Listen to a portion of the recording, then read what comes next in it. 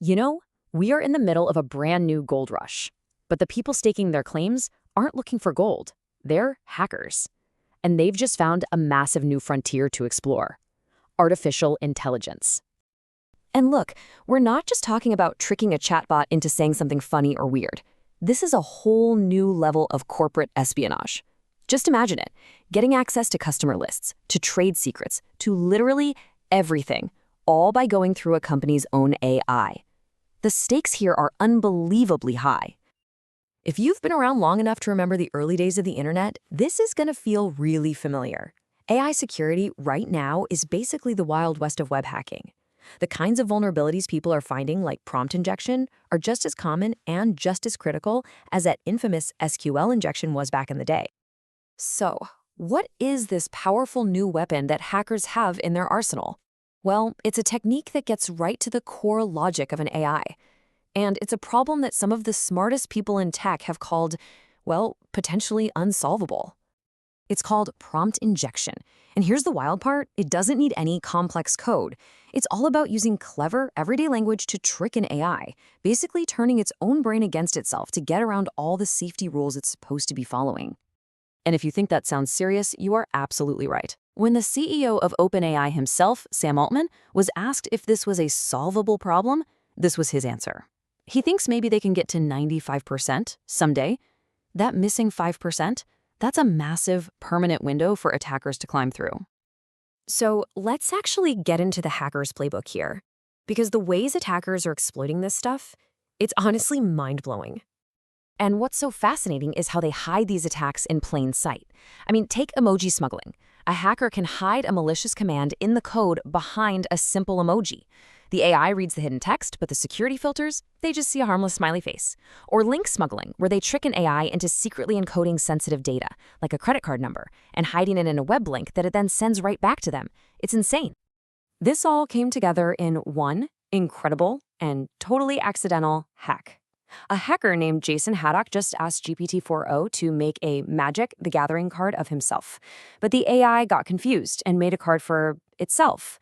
So, seeing his chance, Haddock asked it to put its secret instructions, its core system prompt, into the card's text box. The AI said, "Oh, that's too long to fit," and then just dumped its entire secret system prompt, its core programming, right there in the chat for him to see. You know, if you want to get a hands-on feel for how this all works, you can actually try it yourself.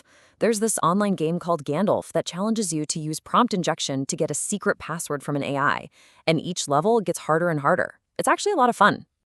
Okay, so the threat is very real, and the techniques are incredibly clever. So that begs the obvious question: how in the world do you actually defend against this? Well, it turns out there is a blueprint. And make no mistake, this is a massive priority for big companies. Securing AI isn't some side project, it's a huge corporate focus. In fact, more than 45% of Fortune 100 companies are already using dedicated security platforms just to manage this exact risk. The most important thing to get here is that there is no single magic bullet. It doesn't exist. The only strategy that really works is something called defense in depth. You have to have multiple layers of security because, as we've seen, attackers are creative. They will always find a way around one single checkpoint.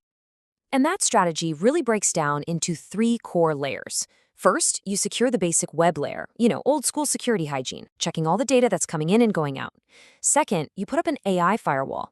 This is a special tool that looks at the prompts themselves for anything malicious. And third, you apply the principle of least privilege. Basically, you lock the AI down. If it only needs to read customer data, you sure as heck don't give it the power to write or delete it. But just when you think you have a handle on it, the game is already changing.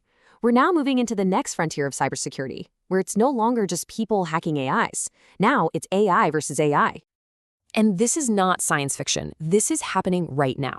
There are autonomous AI agents being built that can hunt for vulnerabilities all on their own. And they're getting good at it. I mean, really good. Already ranking high on bug bounty leaderboards, competing with and sometimes even beating the human experts. So we're in this really interesting moment right now. The offensive AI, the AI hacker, is getting amazing at finding all the common, known bugs. But human hackers? they still have the edge when it comes to pure creativity, the ability to find that brand new, totally unexpected exploit that an AI has just never been trained to look for. And all of this leads to one final, really critical question for this new era.